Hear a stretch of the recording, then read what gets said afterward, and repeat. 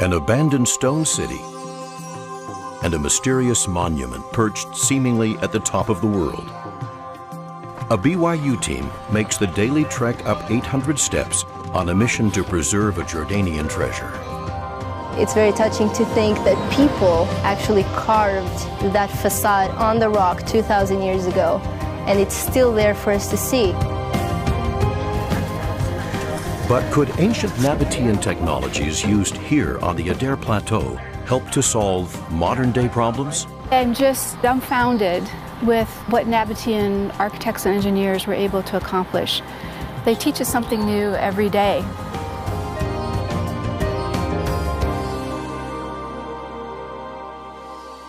More than 2,000 years ago, a mysterious civilization known as the Nabateans carved the beautiful sandstone city of Petra in the middle of the Jordanian desert. This culture is very mysterious because their origins are debated. They were hidden. They were hidden even in ancient times. The Nabateans were incredible architects, incredible water engineers, but also incredible caravan traders. It's an amazing culture, an amazing civilization. After being annexed by the Roman Empire in 106 AD, and then suffering a major earthquake, this once great city eventually declined. Today, this stone city is one of the new wonders of the world and a Jordanian archaeological treasure. We are proud in our history. We are proud in our archaeological remains. We are proud in our civilization. This is important for us as a Jordanian. Petra today is a World Heritage UNESCO site. It's one of the largest archaeological sites in the world. The 100-square-mile Petra Archaeological Park boasts a number of large stone facades, the most famous Al-Khazna, or the Treasury, and on the other side of the park, the even larger Adair Monument, commonly called the Monastery. The Adair Monument is built into the rock, like most monuments in Petra are. They carved these from the top down. These are huge. So it's one of the more important monuments in Petra and beloved throughout the world. Although this is an iconic structure, very little research has been done here for 30 years because of its location. To get to the Adair Plateau, people and equipment must be transported up hundreds of steps, passable only by donkeys and on foot. Nobody likes to work here because it's too far away from the surface. It's 800 steps straight up from the center of the ancient city. Everything has to be loaded onto a donkey and brought up. It takes about half an hour, and most of the students, of course, walk. Good morning, Bruce. Good morning. You try counting the stairs, but you always lose count with how hard you're breathing. For these archaeology students, the 800-step commute concludes in dramatic fashion at the base of the largest stone facade in Petra. To be learning how to be an archaeologist in front of such a beautiful monument is an absolute bonus. You look up at the mountain every day and you're like, look where I am. It's okay. Like, this is awesome. Who gets to do this? It's an amazing thing to work here. This large-scale project has two objectives. It's a classic archaeological study of the plateau's role in antiquity. It's also a conservation effort between BYU, the Petra Archaeological Park, and the Jordanian Department of Antiquities to help preserve the Adair facade from wind and water erosion. The project is primarily a conservation project to preserve this building. It's under a lot of threat from water erosion, the seasonal flooding. As part of a comprehensive study of this site, the BYU team is enlisting new technologies.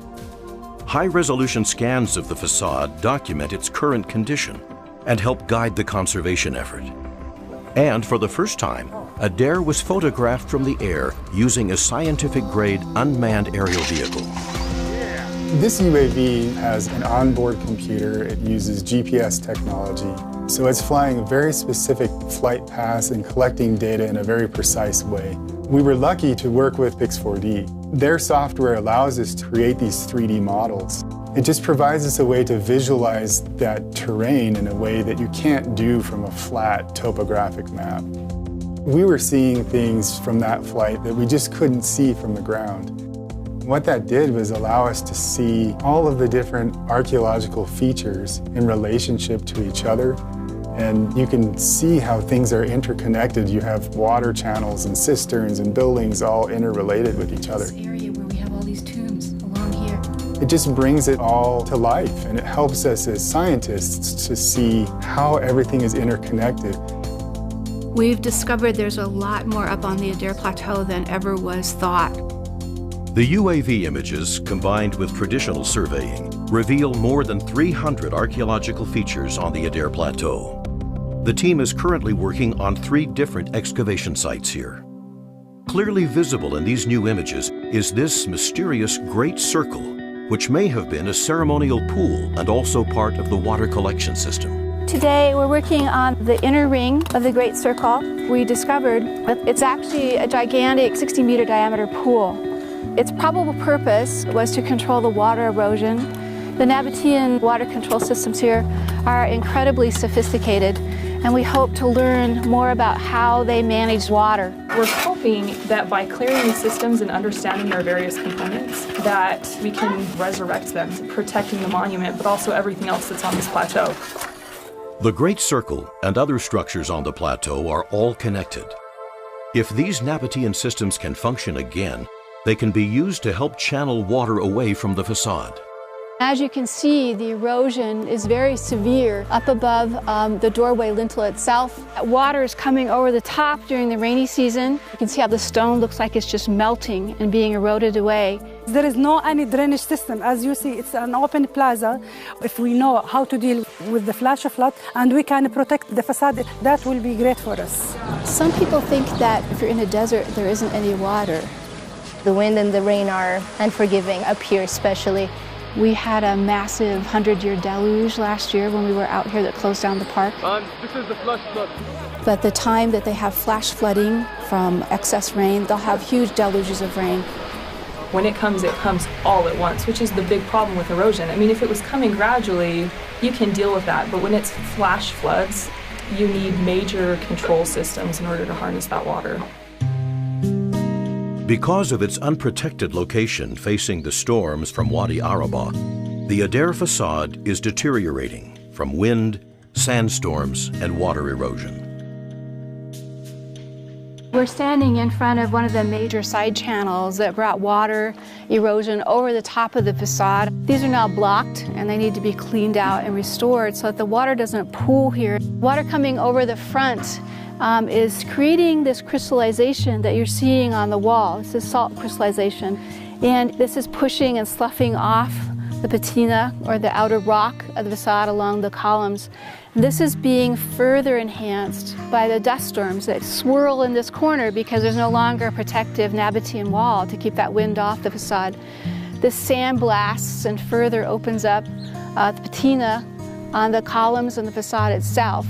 So the standing water combined with that is causing increasing damage on the Deir monument. So here at the central doorway, you can see the massiveness of this monument by me just standing next to the doorway. The sediment from the wind that's deposited on the second story above is thus pushing water coming from on the top of the Deir in a pattern over the doorway on either side that's causing worse erosion on either side of this entrance. Inside this 26-foot tall doorway is a single empty chamber. We're now inside the chamber room of the Deir monument. You can see how massive it is. In these kinds of buildings for memorials to, if this was for a Nabatean king, there may have been a cult statue here of him. So we just have no evidence for what the decoration may have been. Now we have a little bit of salt crystallization on the ceiling over here, you can see it. So it's very plain, it's very simple, except for the beautiful banded sandstone, which the Nabateans ended up probably covering up with plaster. So we're missing a lot of the ornamentation that used to be here. Over 2,000 years, this stone facade has endured earthquakes, flash floods, and wind erosion. It also has a water source of unknown origin that is damaging the patina. In this case, the seep is coming out from behind the wall, and it chemically reacts with the minerals in the stone itself to create these natural salts. All water sources here are damaging to the fragile sandstone facade. So one of the first steps in this conservation effort was to clean out the second-story monument alcoves that were filled with dirt and debris.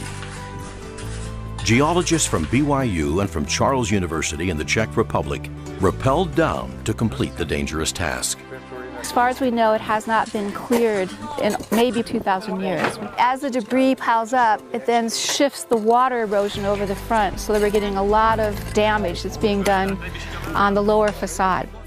The three active excavation sites here, the cistern, the Great Circle, and the Temenos slot, were all important parts of the original Nabatean systems that controlled water on the plateau. Before the main courtyard can be excavated, these areas need to be restored. Because all of the erosion from this side of the plateau comes to this point, it has made this slot, Temenos entrance, one of the richest archaeological find sites for the project. So everything has been washed down here from all time periods of occupation on the plateau itself. They have over 90 coins at this point. They've also found bits of gold jewelry up here that have washed down. We find a lot of coins and pottery and other small items at this site because it's the erosional wash area. I'm starting up the staircase that was discovered last year. Underneath is 2,000 years of erosion. You can see it's a beautifully prepped limestone floor from the bedrock. The mystery is how deep this really goes and what's underneath the present erosion fill in the courtyard itself. One of the theories we're testing is that not only was the Deir Plateau a major cult site, but it may have been the site of a Nabatean summer palace. So what we're finding, particularly in this slot entrance, is opening up new questions and new perspectives about how the Deir Plateau may have been used in antiquity. Even by modern standards, the Nabateans were expert water engineers. They used the natural landscape to divert every drop of water into storage tanks and away from structures. Everywhere you look, on the rock faces, on the cliff faces, there are channels, there are mechanisms for controlling the water. And all the channels that you see, they lead to a cistern or to a dam. And you can see how deep these cisterns are. There's a series of 6 or 7 of these. So part of our project is to restore these cisterns that will catch a lot of the water that would otherwise go down and erode the Deir monument. One of the goals of this archaeological project is to restore these structures and, remarkably, use these 2,000-year-old systems to channel and store water to benefit modern populations. Not only is it interesting from an ancient perspective, but it's also important for the local people to have access to water resources, which are still as scarce today as they were then. The Nabateans of 2,000 years ago created a water engineering system as a gift that can be maximized for Jordan today. These people were very in tune with their environment in ways that we need to recapture. They teach us something new every day.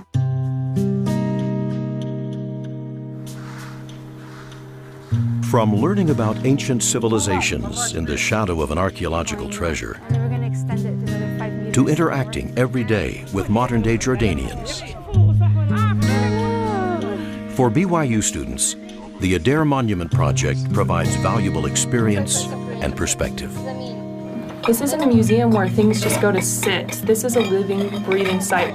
It's a great intercultural experience for the students because it's total cultural immersion. We're living in the village. We have Badul crewmen with us all day long. We have our Jordanian colleagues that work with us.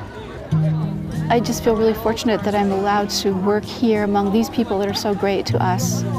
We need missions like this. We don't need a mission that's going to be isolated from the local people. The students, they are so lucky there, and at the same time, the department, we are lucky. It's an incredible opportunity to be able to help preserve this monument for Jordan, and probably most importantly, it's a great opportunity to help the local community.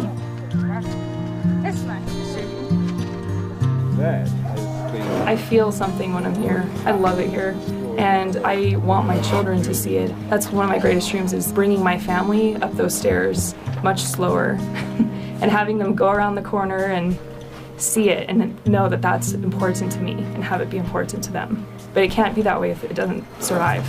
We need to protect it.